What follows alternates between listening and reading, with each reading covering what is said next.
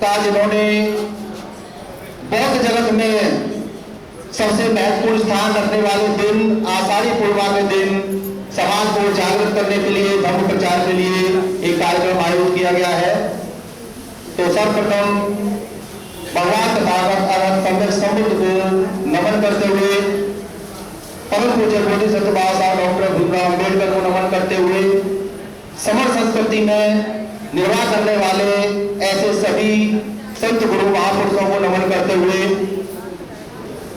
आज आषाढ़ी पूर्णिमा के दिन धम्म चक्र प्रवर्तन दिवस के उपलक्ष्य पर उपस्थित पूज्य भिक्षु संघ को बदनामी करते हुए इस संस्था के राष्ट्रीय अध्यक्ष सीएम प्रफुल्ल साहब और उनके सभी कार्यकारी सदस्य पदाधिकारी और इस कार्यक्रम के आयोजक भारतीय बौद्ध महासभा दिल्ली प्रदेश के अध्यक्ष श्रद्धेय तेज सिंह गौड़ जी, उन्हीं के महासचिव जो मंच का सफल संचालन कर रहे हैं श्रद्धेय रणदीप मौर्य जी, और दिल्ली प्रदेश में कोषाध्यक्ष के पद में जिम्मेदारी को निभा रहे श्रद्धेय राकेश भारती जी, सभी शाखाओं के अध्यक्ष, महासचिव, कोषाध्यक्ष एवं उनकी कार्यकारी सदस्य, और आज इस पावन पवित्र धर्मभूमि पर उपस्थित उपासक उपासिकाएं, सभी को मेरा नमो बुद्धाय जय भीम। साथियों,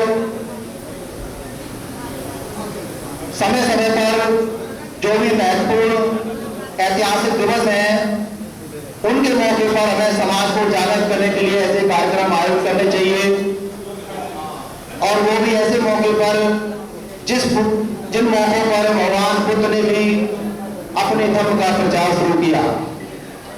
सभी जानते हैं कि हम कहते हैं कि हे च बुद्धा तीता चाहिए च बुद्धा नागता पच्चुपन्ना चाहिए बुद्धा अहं बंधान सबदा।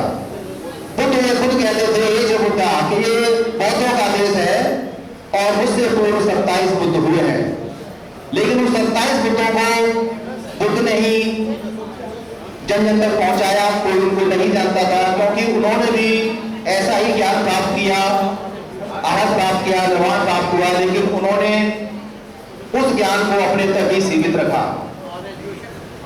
और बड़ी घोर तपस्या और घोर विपश्यना के माध्यम से भगवान तथागत बुद्ध ने बड़े लंबे अंतराल के बाद इस धर्म को, इस कल्याणकारी मार्ग को अपनी घोर साधना से पुनः खोज निकाला और उस सर्वोच्च पद पर पहुंचे, जिसके लिए उस समय भी और उससे पूर्व भी लोग रास्ते में भटके हुए थे, उन्हें रास्ता नहीं मिल रहा था।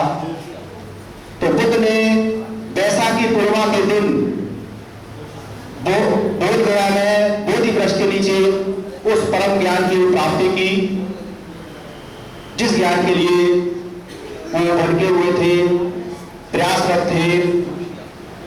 लेकिन उसके बाद जब उन्होंने देखा कि ये तो बड़ा कठिन मार्ग है, ये तो इस दुनिया के आचरण के विरुद्ध का मार्ग है, कौन मेरी बात मानेगा, किसे मैं समझाऊं, कोई भी पता नहीं किस तरह की बात होगी।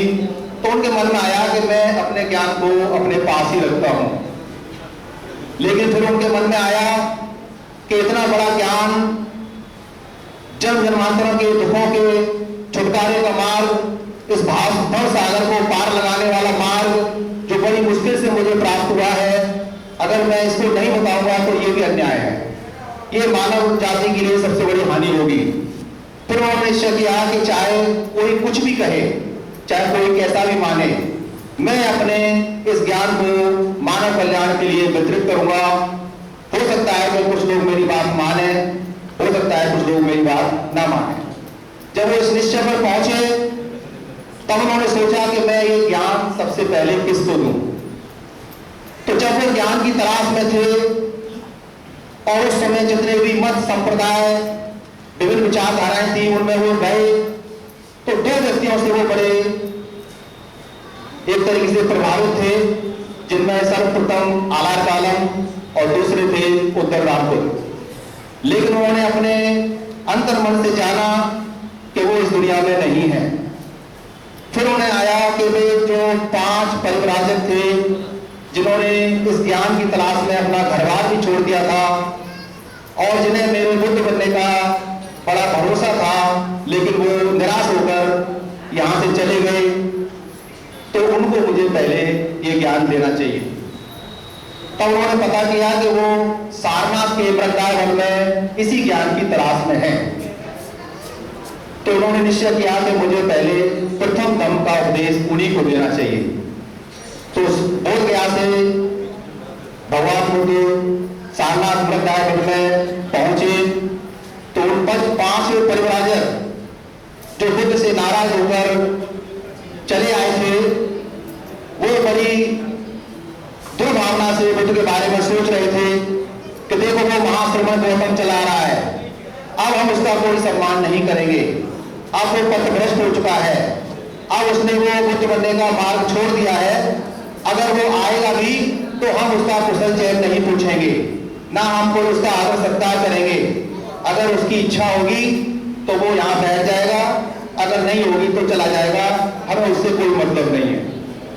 लेकिन सिद्धार्थ अब बुद्ध हो चुके थे, उनका तेज, उनकी करुणा, उनकी मैत्री की जो तरंगें थी वो उन 5 परिवारों पर जैसे ही पड़ने लगी, उनका अंतर्मन बदलने लगा और उनके प्रति स्नेह उत्पन्न होने लगा, आदर सम्मान प्रकट होने लगा।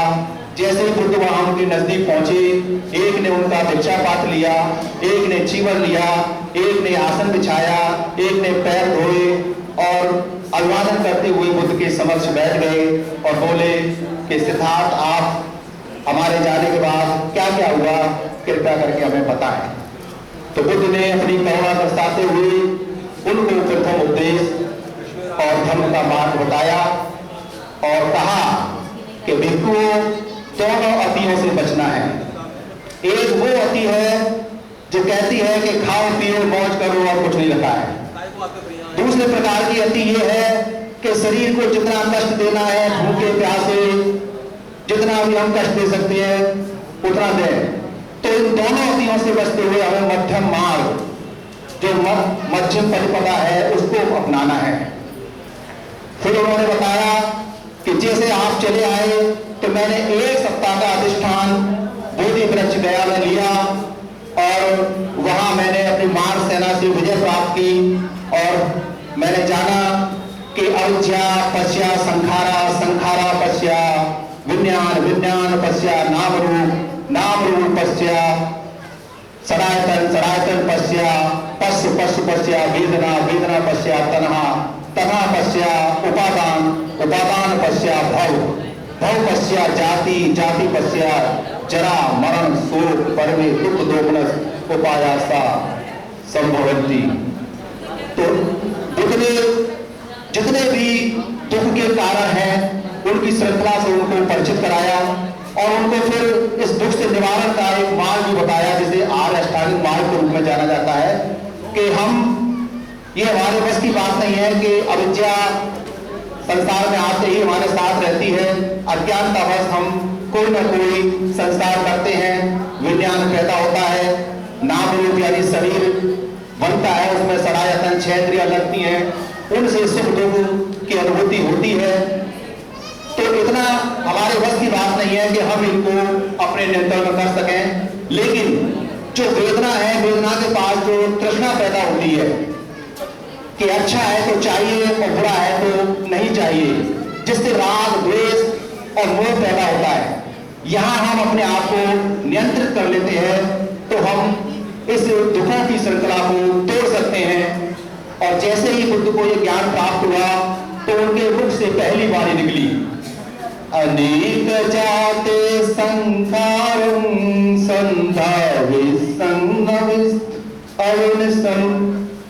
अनेक जाते संसारं संधाविसं अनेक विसं गहकारक गवे संतो दुखा जाते पुनः पुनः। बुद्ध कहते हैं कि अज्ञानतावश मैं बार बार जन्म लेता रहा और जन्म से मृत्यु की ओर दौड़ता रहा। गहकारक गवे संतो दुखा जाते पुनः पुनः गहकारक दिठोसी लगे हंगना का हसी, सब बातें था सुखा भक्का, गह टूटंग संगतम विसंधार गतम चित्तम तन्हानं खयमज्जता। हे गहकारक, हे घर बनाने वाले, हे भवसागर बनाने वाले, हे दुखों में उत्पन्न करने वाले, अब मैंने तुझे जान लिया है। अब मैंने अपनी घोर विपसना से ये जान लिया है कि किस तरीके से इस भवसागर में हमारा जन्म होता है, और जितनी भी तृष्णा है उन तन्हानं खयमज्जता, मैंने सभी तृष्णाओं का क्षय कर दिया है। अब मैंने घर बनाने का जो सारा सामान है वो मैंने सब नष्ट कर दिया है। अब तू मेरा घर नहीं बना पाएगा। तो बुद्ध कहते हैं कि ऐसे धम्मो सनातनो, ये धम्म जो है सनातन है, प्रकृति धर्म है। इससे पहले कोई धम्म नहीं था।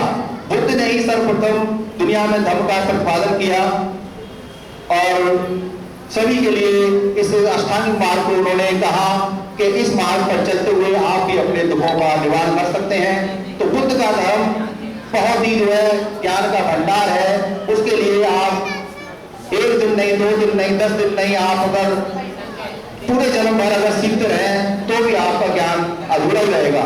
तो जितना भी हमें ज्ञान प्राप्त होता है, बुद्ध तो कहते हैं तुम्हें ही किच्छंग आतत्व अखा तारो तथागता, मैं तो केवल मान जाता हूं, तारे के समान रोशनी प्रकट कर सकता हूं, चलना तो आपको खुद ही पढ़ना पड़ेगा।